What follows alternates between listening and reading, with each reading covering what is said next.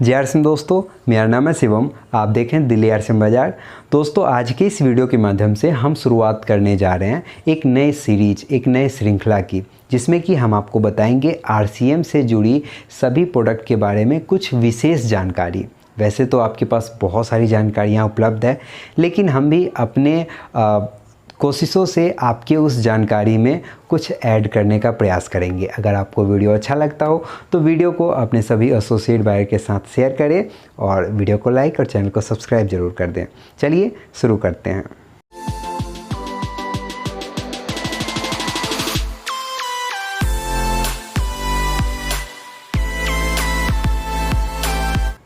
दोस्तों, आज के इस वीडियो के माध्यम से हम बात करने वाले हैं नमक के बारे में।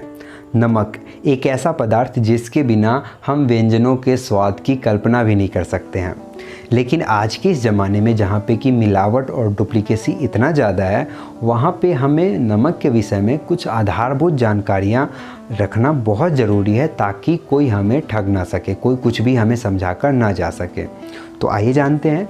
WHO यानी कि वर्ल्ड हेल्थ ऑर्गेनाइजेशन के अनुसार रोज़ाना हमें 5 ग्राम आयोडाइज्ड नमक लेना चाहिए। 5 ग्राम से ज़्यादा भी नहीं लेना चाहिए, ये भी सेहत के लिए हानिकारक है। लेकिन यहाँ पे एक शब्द आया है, आयोडाइज्ड नमक। ये आयोडाइज्ड नमक क्या है? तो आयोडाइज्ड नमक का मतलब है आयोडीन युक्त नमक। तो सबसे पहले हम जानेंगे कि ये आयोडीन क्या है। आयोडीन एक प्राकृतिक तत्व है। इसकी जो ज़रूरत होती है हमारे शरीर में, बहुत कम मात्रा में ज़रूरत होती है। आप इतना समझ लीजिए कि एक सुई की नोक पे आप जितने आयोडीन को रख सकते हैं, उतने आयोडीन की ज़रूरत हमारे शरीर को रोज़ाना होती है। ये प्राकृतिक रूप से आसानी से उपलब्ध भी नहीं होता। वैसे पहले तो प्राकृतिक रूप से ही हमारे शरीर तक पहुंचता था। ये मुख्यतः मिट्टी का जो ऊपरी परत होता है, जिस पे हम फसल उपजाते हैं, उसमें पाया जाता है। जब हम फसल कोई लगाते हैं तो फसल के द्वारा वो आयोडीन अवशोषित होकर उसके फलों तक पहुंचता है, और उस फल का जब हम उपयोग करते हैं तो इस प्रोसेस के द्वारा हम तक आयोडीन पहुंचता है। लेकिन इसमें एक प्रॉब्लम है कि हर जगह मिट्टी की संरचना सेम नहीं है, हर जगह हम फसल नहीं उपजा सकते हैं। ऊपर से एक प्रॉब्लम ये भी है कि मृदा अपरदन यानी मिट्टी का कटाव बहुत सारे कारणों की वजह से रेगुलरली हो रहा है। तो आयोडीन वाला जो परत है वो लगातार क्षय हो रहा है, जिसकी वजह से हमारे शरीर को आयोडीन नहीं मिल पाता है। आयोडीन की कमी की वजह से हमारे शरीर में बहुत सारी बीमारियां हो सकती हैं, जिसमें कि प्रमुख है घेंगा रोग, जिसमें कि आपके गले की थायराइड ग्रंथि में सूजन आ जाता है और वो लटक सा जाता है और वो भद्दा भी दिखता है और साथ ही साथ बहुत पीड़ादायक होता है। तो इस सभी प्रॉब्लम से बचने के लिए एक सॉल्यूशन निकाला गया, नमक में ही आयोडीन को मिला दिया गया। यहाँ पे आपके मन में एक सवाल उठ सकता है कि हम क्यों ना इसका कोई टैबलेट बना लिए। इसमें एक प्रॉब्लम है, टैबलेट बनाने में उसका जो कॉस्ट है वो बहुत ज़्यादा हो जाता और वो हम रेगुलरली यूज भी नहीं कर पाते। तो इन सब चीज़ों को देखते हुए ये निष्कर्ष निकाला गया कि नमक का उपयोग हम रोज़ाना करते हैं, उसका सेवन रोज़ाना करते हैं, तो अगर उसमें ही आयोडीन मिला दिया जाए तो उसका हम उपयोग रोज़ाना करेंगे और ये हमारे सेहत के लिए भी अच्छा रहेगा। तो आयोडाइज्ड नमक के बारे में कुछ जानकारी ले लेते हैं कि नमक में बहुत कम मात्रा में आयोडीन मिलाया जाता है। 15 ppm आयोडीन युक्त नमक हमें लेना चाहिए। 15 ppm यानी कि 15 पर पार्टिकल मिलियन, यानी कि 10 लाख टुकड़ों में 15 टुकड़े मात्र, इतने आयोडीन की ज़रूरत होती है हमें।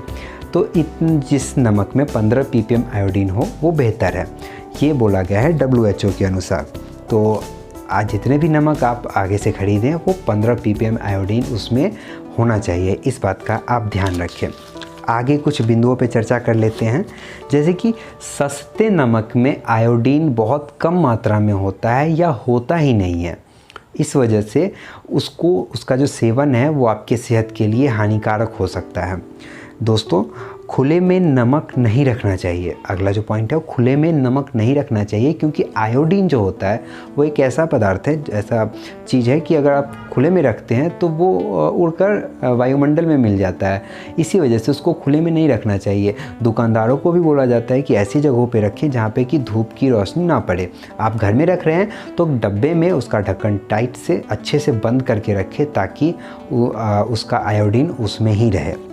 नमक जहाँ पर बनता है वहाँ पे बोला जाता है कि 30 ppm आयोडीन होना चाहिए, और जहाँ पे उपयोग होता है वहाँ पे 15 ppm आयोडीन होना चाहिए।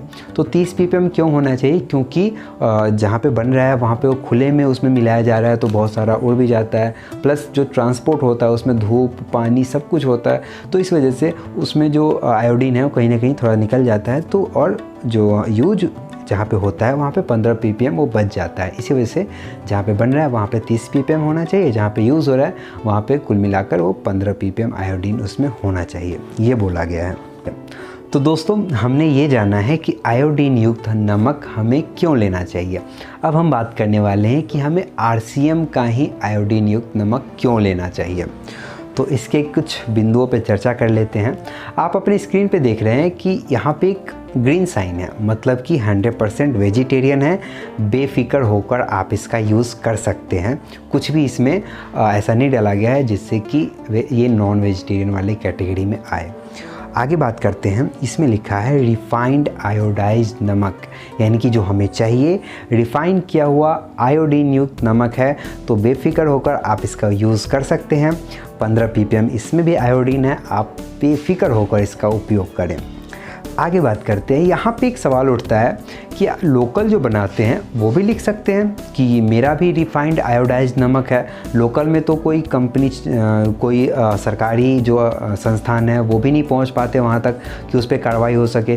तो यहाँ पे एक ट्विस्ट है RCM के नमक में और उनके नमक में। एक दिक्कत, एक प्रॉब्लम है उनके साथ। क्या है कि RCM के नमक में आप देख रहे हैं ये ISI मार्का है, और ये भारतीय मानक ब्यूरो के द्वारा प्रदान किया जाता है। Indian bureau of Indian standard BSI के द्वारा ये प्रदान किया जाता है उन प्रोडक्ट को जो BSI के मानकों पे खरा उतरते हैं।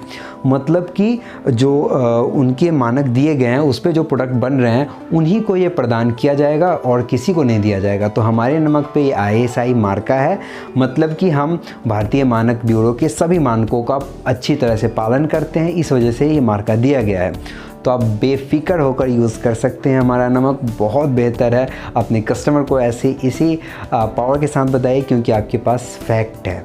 तो इस फैक्ट के साथ आप अपने कस्टमर को चीज़ों को बताएं तो उन तक बात पहुंचेगी, वो चीज़ों को समझेंगे। आगे बात कर लेते हैं दोस्तों, इसमें पोटेशियम आयोडेट मिला है जो अगेन आपको थायराइड होने से बचाता है। आगे बात करते हैं इसकी कीमत के बारे में, जो सबसे प्रमुख मुद्दा रहता है कस्टमर्स का। तो इतनी खूबियों वाला नमक, MRP पे मैं बोल रहा हूँ 20 रुपये जो इसका MRP है, इतनी खूबियों वाला नमक अगर 20 रुपये में भी कोई दे दे तो मैं मान जाऊँ। मेरी जानकारी में ऐसा कोई नमक नहीं है जो 20 रुपये में इतनी सारी खूबियों के साथ मार्केट में हो। आप भी अपने स्तर पे इसकी जांच कर सकते हैं, ज़रूर करिए। और आपको कैसा लगा ये वीडियो कमेंट करके बताइए, और आगे अन्य वीडियोस आपके लिए आते रहेंगे, तो बने रहें हमारे साथ। फ़िलहाल के लिए मुझे दीजिए इजाज़त, मिलते हैं किसी अन्य वीडियो में किसी अन्य प्रोडक्ट के साथ। तब तक के लिए जय हिंद, जय RCM।